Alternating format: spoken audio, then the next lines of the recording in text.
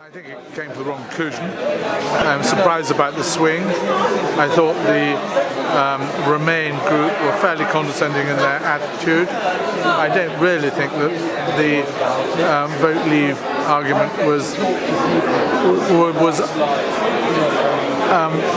I think it was well put, but I certainly wasn't taken on board, and I was surprised by the result. So I guess I could see where you sit, but did it change the way you're going to vote? No, definitely not. It was more animated than I expected, significantly. There's clearly a lot of passion going on around it.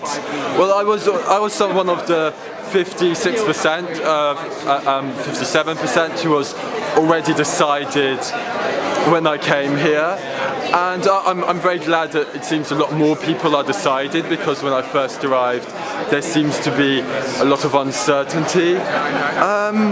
It got a bit undignified a few times. I think it's quite showing of like some of the wider problems with the campaigns. I did pick up on some information about the relationship of EU and businesses. I'm pleased to have been informed, because I do follow this quite closely, and there are some points which haven't been brought up so much. So, how are you going to vote?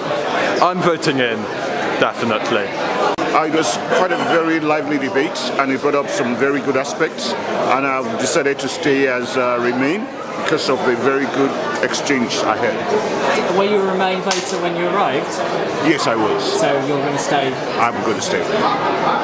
I was a little disappointed, to be quite honest, that both sides resorted to sort of personal insults, attacks, and there was still the whole fear thing. I think neither side comes out that well, and it's been across the political spectrum from the government downwards, that it's all about the negatives. If we don't leave, this will happen. If we do leave, this will happen.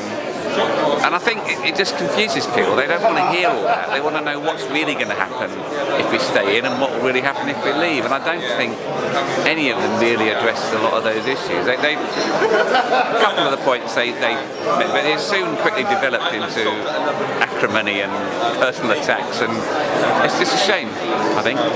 So did it change the way you're going to vote? It's strange. We were talking about this before the thing started. I'm sort of relatively neutral, but I'm leaning towards exit, because I feel we joined the common market, which then became the European economic community. It was all about the economy and the trading, and now it's become so much politics.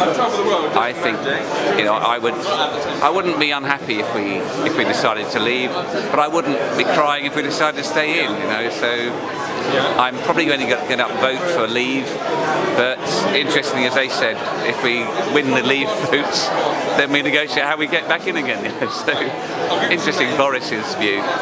Well, I came here with kind of leaning into the staying in, and I really wanted to hear the exit side, the Brexit side, and it really didn't sway me, because obviously, I wanted to hear more of the arguments around, is there really merit in us actually leaving the EU? And unfortunately, it didn't sway me, so I'm still going to vote staying in within the EU. I thought it was a very insightful talk. It was very interesting to hear from both sides.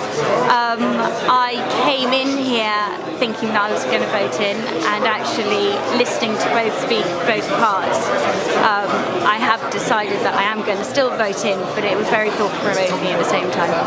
I think for me it has sort of swayed me in one direction. It was good to see the arguments played out live, and also see the different perspectives.